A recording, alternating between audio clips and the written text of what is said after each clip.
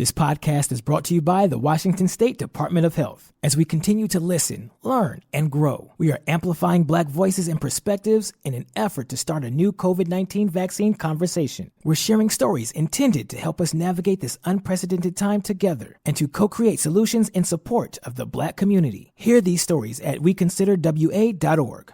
Wenatchee is gorgeous in the spring with its lush green rolling hills, abundant wildflowers everywhere, and the views of the Columbia River. The local food scene offers an abundant selection of authentic international cuisines featuring the unique farm-fresh ingredients of the region. Wenatchee is also home to award-winning wines, handcrafted hard ciders, and a talented handful of local brewers producing fine craft beers. Visit Wenatchee, the heart of Washington State. Hey, this is BJ. Thanks for listening to our show's podcast. If you're a fan of all things geeky, you should check out my other podcast, BJ Shea's Geek Nation. We have new episodes every day, and you can check it out at bjgeeknation.com. Your home is going into foreclosure and you feel like a financial wreck. You don't know where to turn for accurate information. I'm bankruptcy attorney Travis Gagne. Let's talk about some legal options. If we work quickly, we can propose a plan to save your home, modify the loan, or in many cases even eliminate your second mortgage. The consultation is free. I've helped hundreds of people just like you make informed decisions about whether to save their home or exit it on a reasonable, organized timeline. The chapter you choose sets the tone for the next chapter of your life. Please contact me today at choosetherightchapter.com. That's choosetherightchapter.com. 99.9 KISW, the Rock of Seattle. Well, Danny, you've probably been here. Steve, you may get there, and that is the lovely question from your children. Are we there yet? Oh, I'll take that question. Yeah. Oh, wow. I don't know what other... the birds and the bees, man. Yeah, right? Wow. That's the question I never want to answer. That's true. Well, talk to your mother. Yeah. Where do babies come from, I guess? I mean, hopefully she'll get that done somewhere where you're not in the room. Yeah, that'd be great. Yeah, well, there's a recent study that was done, and they asked this question. Okay, here's something random. How long do you have to be in the car before you consider it a long car ride? 45 minutes. Oh, really? Wow. That's your commute, dude. Exactly. Dude, that's not good, man. If that's yeah. Kind of. For me, I feel like the threshold's about 3 hours. Yeah. That's when I start getting a little sleepy. Like, I'm good. I could drive anywhere for like 2 to 3 hours and just be like, I don't even have to take a break. Yeah. Well, and like when I go see Lily in Massachusetts, I usually have to fly into Boston or to JFK in New York, and it's a 3-hour drive. Ugh. And it's one of those things for me that I'm like, as I'm doing it more often, the car ride seems shorter.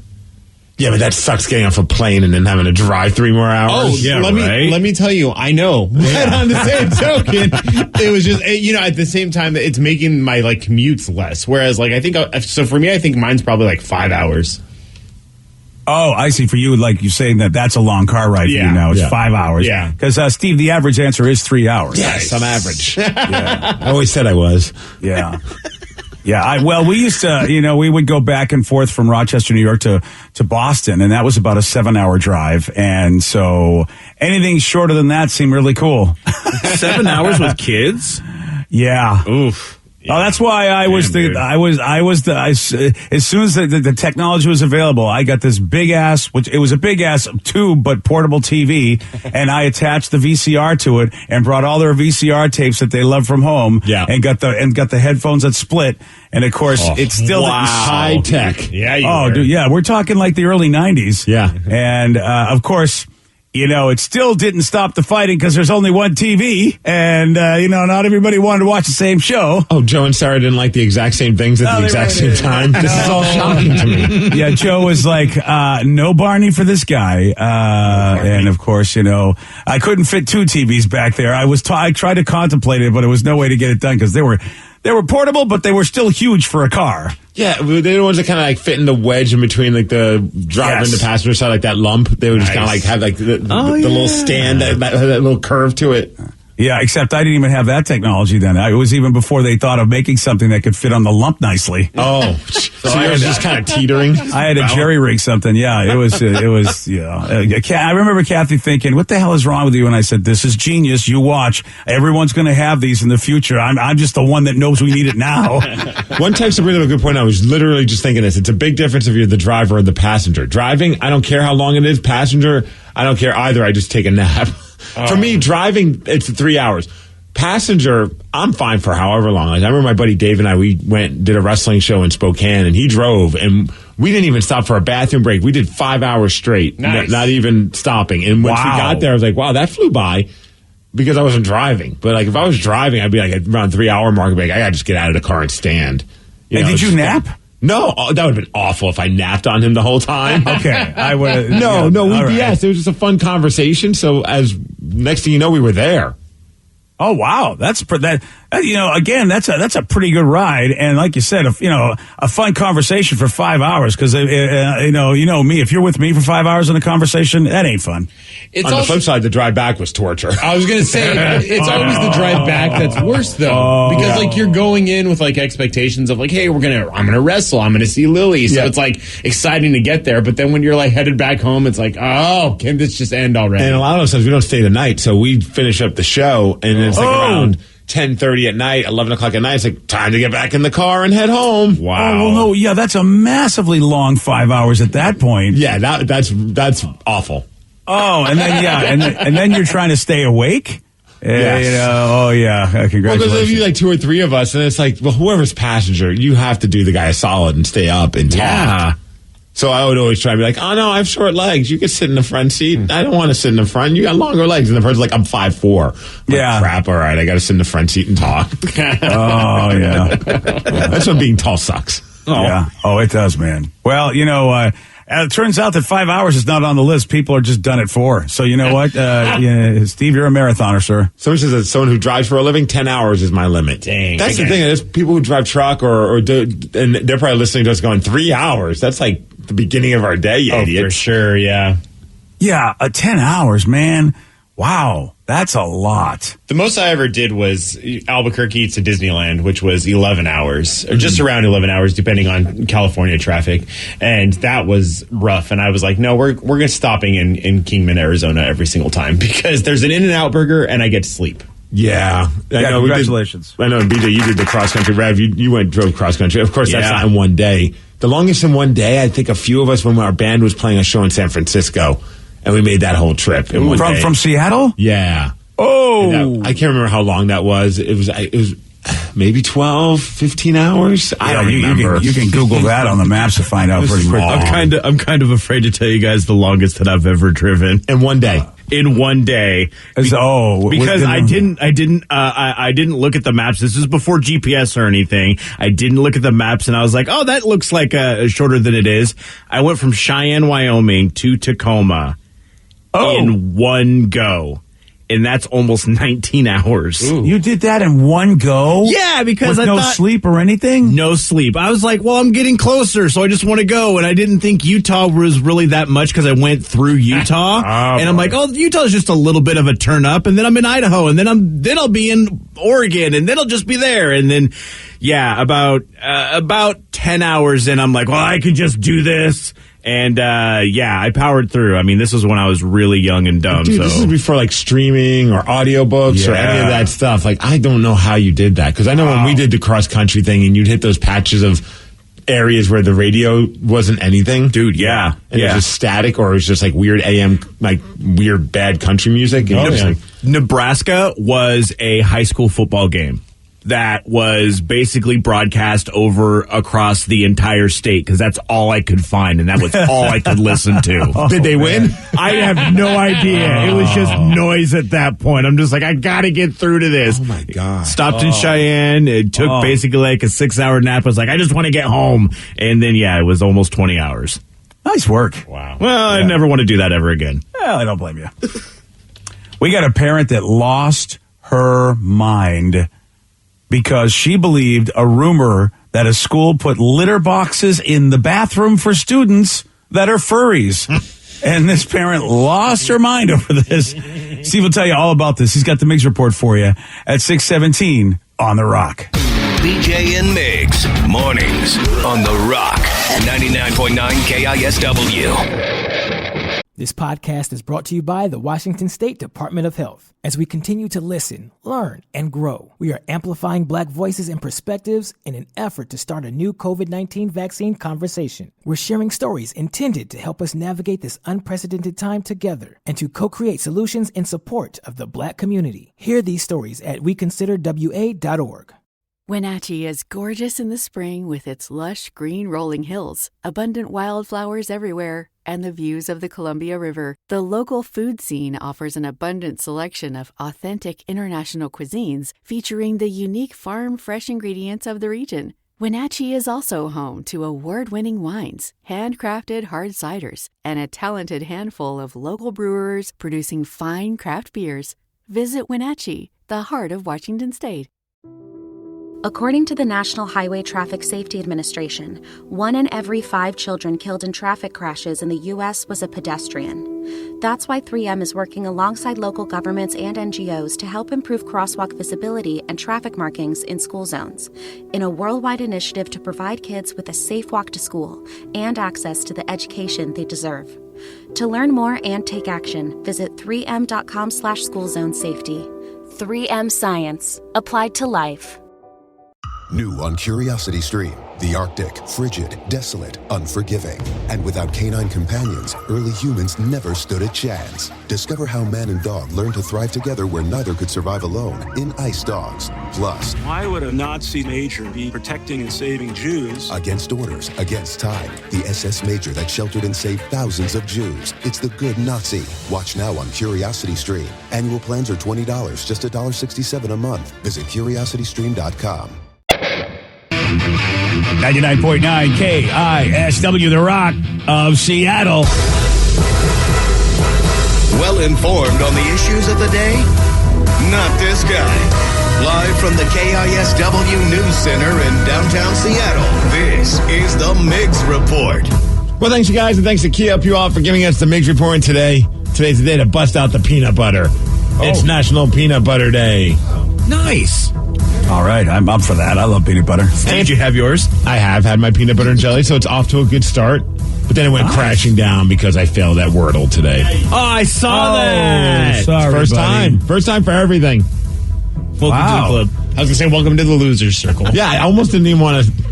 I just wanted to go home, cry in my child's arms. Wow, I failed at Wordle. That's not a bad record, though. You played what, maybe 6, 7, 8 times? It's been a couple weeks, I feel. Really? And I've been on a good run. Yeah. And really, so this is your first loss? This is my first L. That's not bad at all. Down to the wire, and I just couldn't make it happen. They tell you what the word is when you fail? And I saw the word, and I'm like, yeah, I feel fine that I didn't get it. I would have never guessed that. Unless by luck, I would have got the letters. Oh, right. Yeah. I did not know it. Sorry, buddy. Well, this is really a sad day. Yeah. But you know what? My condolences. I got to pick myself up and still do the show. Maybe I need to listen to Shia LaBeouf. Just do it! Because it's National Just Do It Day as well. Yeah. Oh, okay. Make your dreams come true! Just do it! Thanks, buddy. All right, I don't know what's going on in the world sometimes, but apparently there was a rumor in central Michigan that there was a school that had litter boxes set up in the bathrooms for students that were furries. Okay. It just sounds like an article in The Onion. Right? Okay, it really does. Like, why? Okay. Those that don't know what a furry is, people who like to dress up like mascots, basically. Like a dog, a cat, one of those furry costume suits, get together and party and hang out. And as far as we know, this isn't always sexual, right? Not always, yeah. Right. Okay. Right. We've had furries that listen to the show chime in and say it's not obviously some go down the sexual road, but that's not the intentions. Sometimes it's just a reason to get together, have a few beers, and dress up as your favorite animal, which sounds like a great night, especially in the winter. Right? Oh, right, yeah. Well, Michigan, sure, that makes sense. Well, apparently, some mom found out about, and I hope to God that this woman is just pranking everybody. But She goes to the school district meeting and stands in front of the school district and starts bitching about the fact that she heard that there are litter boxes put in bathrooms for the furries. And, of course, she feels like that's just the final straw. And we have the audio of her complaining about it. Check it out. So let's talk about furries. It was addressed by a child a couple months ago. That they are put in an environment where there are kids that identify as a furry, a cat or a dog, whatever. And so yesterday I heard that at least one of our schools in our town has in one of the unisex bathrooms, a litter box for the kids that identify as cats. I am really disturbed by that. I am really upset as a parent that my child is put in an environment like that. You know, I'm all for creativity and imagination, but when someone lives in a fantasy world and expects other people to go along with it, I have a problem with that. Please tell me she's pranking everybody. It doesn't sound like Please she's tell me they got a hydrant for the people who identify as dogs. Kind of like at the airport now when you have your support animals. There's like a little spot with some grass and a little fake fire hydrant. Yeah, pet relief area. We need it for the kids now. Now the school district, of course, had to put out the statement saying, "Yeah, there's no litter boxes in any bathrooms at our schools, lady. It's cool." Wow. No truth to this. Yeah. If she was pranking, she did a very good acting job because she sounded like somebody who really believed it. And I love when somebody says, I'm all for creativity, like being open-minded, but really I'm closed-minded. Yeah. And I guess she even said that she's furious at one point, which I thought was funny. There we go. I just love the headline. No, a school district did not add litter boxes for students who are furries.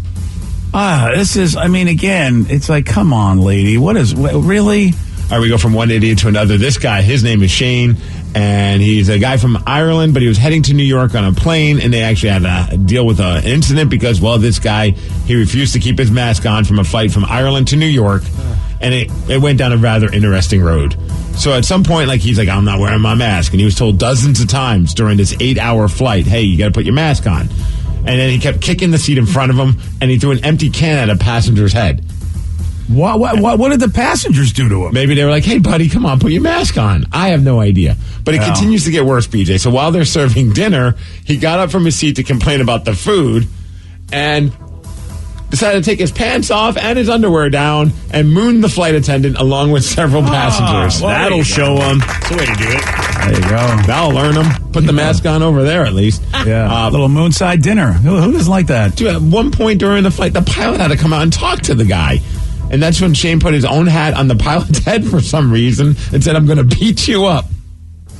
Wow. This is from Ireland to New York. Okay. All right. There you go. My favorite part about all of it said no word on whether or not he was drinking or not. I got to imagine he was right at some point. You've got to make the excuse that you were drinking because if you're sober during all this, you really have issues. The flight was almost diverted at one point, which would have pissed off everybody on there. Well, anyways, they ended up landing in New York, and then he also refused to stay in his seat when they were landing. Turns out he was off to Florida. Why? To take a gig as a new soccer coach at Daytona Beach. No word on that. Whether or not he got the job or... Are you serious? He really was going for a job? Yes. What? Isn't this how they started the Mighty Ducks movie? Oh, man. Coach Bombay did have a few drinks and refused to wear his mask. Wow. And then started drinking and driving. And then they said, hey, you need to coach children. Right. I mean, how do you not tell Coach we don't need you anymore? At this point, after this story, how do you keep that guy as a coach? Or do you know at that point, and then he shows up and like, well, how was the flight? And he goes, it was pretty good, man, honest. Yeah. Oh, was it? Oh, it was pretty good. Relaxing, good meal. Yeah. Did you have any wardrobe malfunctions by any chance? Flight attendants were great. Oh, they were? Yeah. Oh, yeah, okay. Do I have the job? Wow. All right, let's talk a little football because some are saying this is the greatest football weekend of all time. Yeah. Unless, you just care about your team and your team only, but then... including one game that's something considered to be the greatest playoff game of all time. So it's just incredible, though. Every game yesterday ended at a last-second field goal. Yeah, that's nuts. Yeah, that you're absolutely right. That is pretty. That is insane when you think about it. Right. Regulation, you're talking, obviously, yes. Right? Yeah. So the 49ers upset the Packers. That was a pretty big deal. It was a low-scoring game. I mean. Really, it was the 49ers defense that made it, the special teams that made it all happen. Not Jimmy Garoppolo, but he was there. He was throwing the ball sometimes. That's all you got to do sometimes. Good for him. But they beat Aaron Rodgers 13-10, and the Packers, of course. But I bring up Jimmy Garoppolo because he was pretty stoked after their field goal kicker, the kicker Robbie Gould, hit a 45-yard game-winning field goal to the point where you could hear Jimmy just straight up say, F the Packers. The audio is great, BJ. Check it out. Oh, man.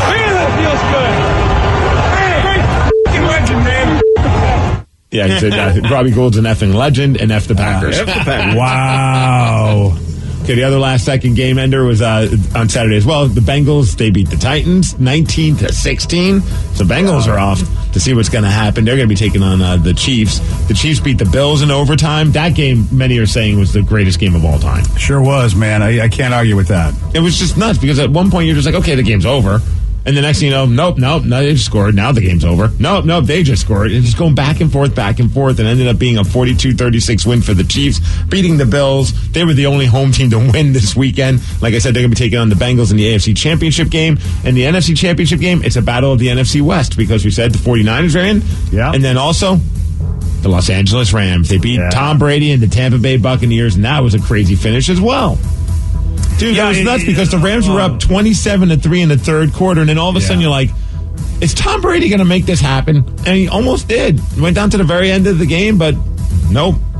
Matt Stafford and the Rams, they won the game. Well, the Rams did everything they could to try to lose that game. Until the very end, right? Yeah, I mean, finally they said, you know what, maybe we should do something because, man, we're just doing absolutely nothing, and we're giving opportunities and missed field goals. It was just, I was like, wow, L.A., are you kidding me? Yeah, so they won 30-27 hosting the 49ers. It's going to be an interesting weekend next weekend. I don't know how to judge this because obviously Kansas City's got an amazing offense. I know nothing about the Bengals. And, of course, we know the Niners and the Rams have good defenses. So, whoever has to face the NFC team, it's going to be going up against a pretty decent defense. So who are we rooting for? Bengals. Same. Yep. I don't know anything about the Bengals, so I can't. I like them the most of all the teams that I don't like. Exactly. Yeah. I don't hate the Chiefs. I don't hate Mahomes. I get annoyed with Mahomes' wife and brother, though. Yeah. They're just so obnoxious. Although I did give him credit, like his wife was like champagne showering everybody below her from the suite. She's spraying it, and brother's cool. being obnoxious. So is it bad that I root against the team because of the wife and the brother? No. Well, you got to find a reason. I mean, look, when your team's not in there, you got to find some reason to pick who you want to win. It's just another heartbreak for the Bills, who have had such a history of heartbreak in big games. I mean, really. Yeah. Oh, I mean, Scott Norwood, he might be the kicker that went wide, and they could have won the game and won their first Super Bowl. Dude, a lot of people weren't even born during that time. I know. You're absolutely right. That was a long time ago. That was their first out of 4 Super Bowl losses in a row. I mean, they went 4 times, lost every single time, and they just can't get a break, those Buffalo Bills. You could see it in the face of Josh Allen, the quarterback of the Bills. Like, yeah, be kidding me. Just when we think we've got it. 13 seconds. Yes. That's exactly what I was going to say, too. I couldn't believe it. The look on his face, even before the field goal was hit, was just like, this sucks. Yeah. And I'll tell you, Tony Romo looked like a genius because he said with that kickoff, he says, I don't like them kicking it out of the end zone. They should have kicked it to a guy to eat up some time. And boy, was he absolutely right. I mean, he looked like, when he said that, I thought, really, Tony? It doesn't matter? And boy, it mattered. There's also a part of me, I pain to say it, if the 49ers go all the way with Jimmy Garoppolo as their quarterback, there's something so entertaining about that because it just seems like he's just kind of there going, you guys are doing great. Yeah. He's the ultimate cheerleader for the team. He's kind of like Joe Flacco. That's how I'm looking at him. Like, because what did Joe Flacco really do? I feel like he did more than Jimmy Garoppolo, though. Well, that's what I'm saying. We haven't seen Jimmy in the Super Bowl yet. Jimmy might do as much, but yeah, I watch him just balls out and just goes like 6 touchdown passes, has the game of his lifetime.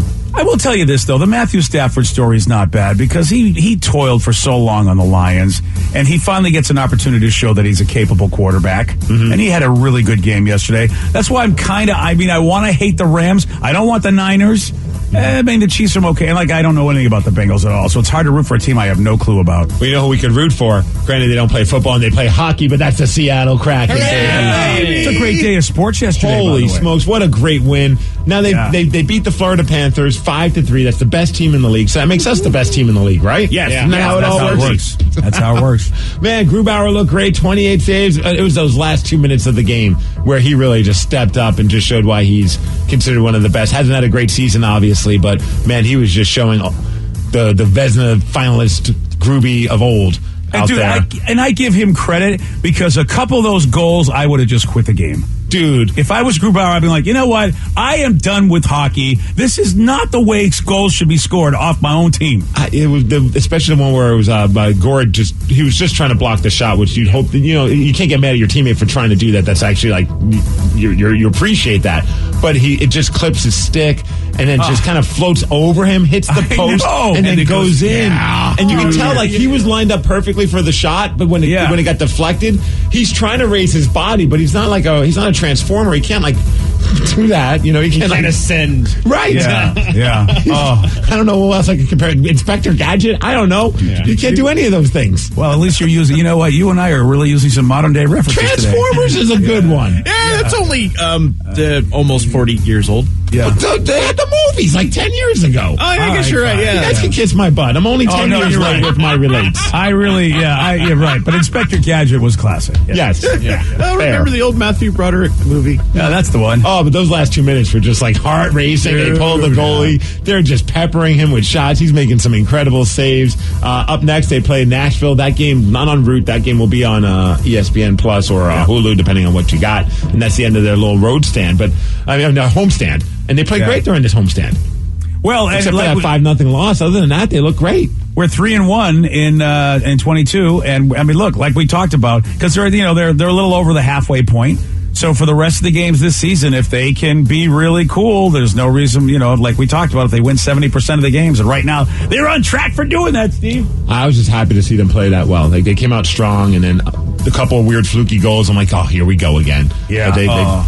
That was the goal with like 6 seconds or something like that. It felt like right into the third period. I was like, oh, here we go. Yeah. It's going to be a good one. Yeah. And I appreciate the 6 p.m. start time. Yes, me too. Yes. That way, at least I don't have to go to bed super late, jacked. Mm-hmm. And of course, you know what? My theory came true again. Very happy. The third goal. Oh, yeah. I was getting scared for a minute. Like, wow, my theory might go down the toilet here. Friggin' Florida. See, I have to just say, I've eliminated your theory from my mind because sometimes I just want to see your theory fail, but I didn't want to see it fail. So I was like, I don't want to be cheering on a team that scores against us. So. Yeah, I know you hate my theory, but... I don't hate it. I just think it's dumb. Oh, really? If you're a betting man... I know. I don't know how you could bet, though. It's not like nobody will take your money when you go, hey, I'd like to bet now a third goal's been scored. It's like, usually they want you to bet before the game. And for those that don't know your theory, what is it again, BJ? So the theory is this, is that when you're watching a hockey game, it doesn't matter which team does this, but whoever scores the third goal of the game usually wins the game. So it's any way that happens, even if a team's up 2-0, if the other team scores a goal, that would be the third goal of the game. And even though they're still down, they tend to come back and win the game most of the time. More often than not, you've been right, man. As soon as I get hyper-focused on that stupid theory. I love that theory. There's some stock to it, I can't. Yeah. I mean, look, I don't know anything about anything, but you know what? I thought, I'm going to keep this one for hockey. I'll look like a genius to all my friends that think I don't, Real quick to go back to the football playoffs, because I just thought it was amazing. So during the Chiefs game against the Buffalo Bills, Stephon Diggs, who was just not very happy, obviously his team's not in the playoffs. Yeah. Did you see him just lay out that fan? Yes. That was amazing. I just thought he hit him like it was Cam Chancellor, man. He was just like, boom. And dude, Tony Romo was like so stoked for it. And I think somebody tapped him on the shoulder and said, we're not supposed to talk about fans on the field. Because he was like, oh, dang, he went, now look at that. Oh, he just gets in front. Anyway, as I was saying, it was like somebody said, what are you doing, Tony? We don't talk about these things. Yeah, I think at one point he said Diggs took out some frustration on him.